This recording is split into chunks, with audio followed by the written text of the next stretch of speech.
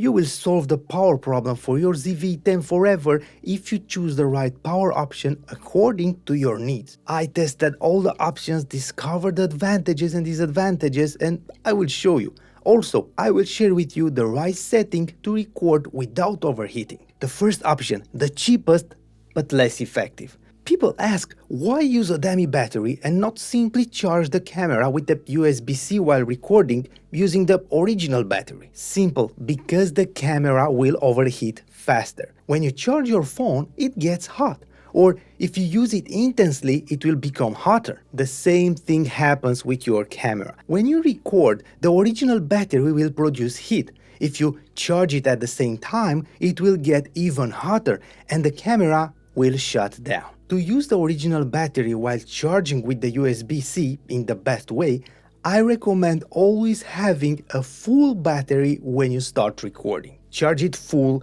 a few hours before recording to give it time to cool and be at the right temperature when you start recording.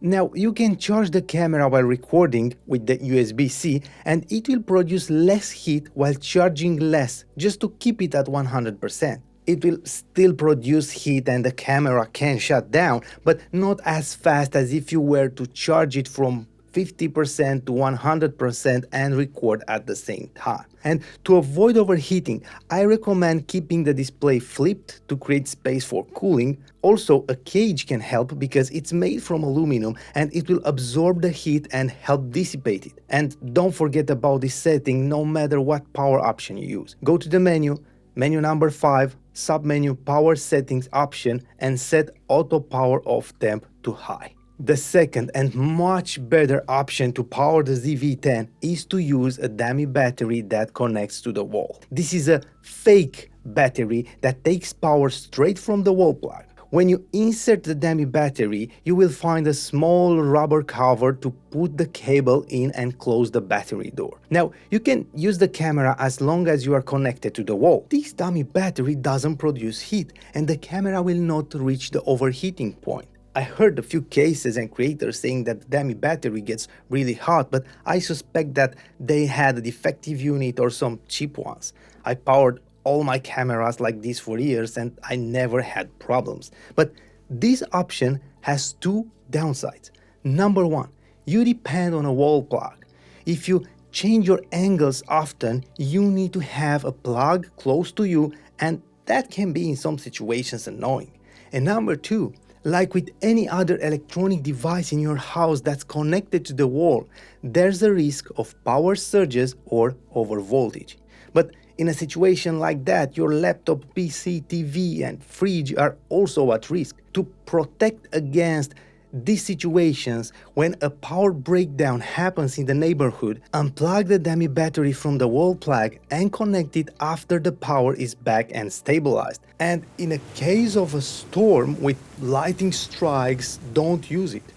Other than this, it's a great way to never worry about power. Now, the best option to power your camera will be with a bigger battery. I like to use a big NPF battery. I like this one from Small Rig that can power my camera for over 7 hours and can also be used as a power bank because it has a USB-C and a USB-A port. To connect the camera to this battery, I use another kind of dummy battery, one that has this kind of connection to connect it to an NPF adapter plate. The dummy battery goes into the camera and the NPF battery needs to be connected to the adapter plate and the dummy battery gets connected to the 7.4 volts port of the plate. If you want to build your power system, I will add affiliate links in the description for all the equipment used in this video. If you click on my links, you're not going to pay anything extra, but I will earn a small commission and this will help me keep sponsors away from this channel and create more valuable content for you.